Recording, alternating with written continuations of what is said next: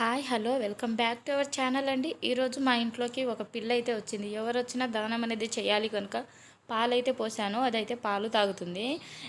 ఇంకా తర్వాతకి నేనైతే పొద్దున్నే టిఫిన్ చేయాలి కంపల్సరీ కనుక ఇడ్లీ బ్యాటర్ అయితే తీసుకొని ఒక ఇడ్లీ పాత్ర నీట్గా కడుక్కొని అందులో అయితే నేను ఆయిల్ అయితే వేయనండి, డైరెక్ట్గా అట్లే అప్లై చేస్తాను. కొందరు అయితే క్లాత్ కూడా పెట్టేసి దానిపైన ఇడ్లీ వేస్తారు. దానివలన యూజ్ ఏంటంటే పాత్రలకి అంతగా జిడ్డు అనేది ఉండదు.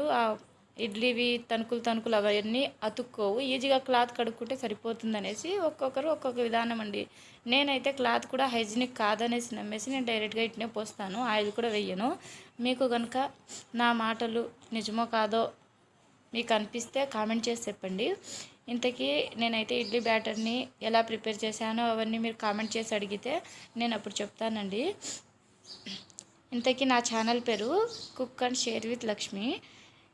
ఇలా ఇడ్లీ అంతా పోసేసిన తర్వాతకి మా పిల్లలు ఈ పిల్లితోటి ఆడుకుంటున్నారండి. ఇక నాకు అయితే కొంచెం టైం దొరికిందనేసి నేను అలా డెకరేట్ కూడా చేయడం మొదలుపెట్టాను. అవన్నీ డెకరేషన్ అంతా చేసిన తర్వాతకి ఇడ్లీని అయితే నేను బ్యాటర్ పైన పెట్టేశానండి, స్టవ్ పైన పెట్టేసి ఇంకా కొద్దిసేపటికి టీ అడిగారండి. టీ ప్రిపేర్ చేయాలి కదా, టీ పొడి వేసేసి తర్వాత అది సొంటి తర్వాత యాలకులు కూడా వేసాను. తర్వాత టీ అయితే ఇట్లా సింపుల్గా చేసేస్తానండి. నేను ఫస్ట్ వాటర్ వేయడం వలన కూడా కొంచెం పాల క్వాంటిటీ తగ్గిపోతుంది అనేసి నేను వాటర్ కూడా వేయను.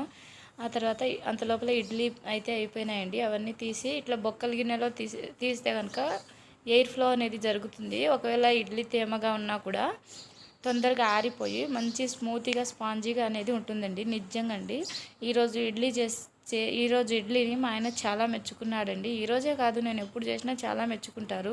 మీకు తెలియాలనేసి చెప్తున్నాను.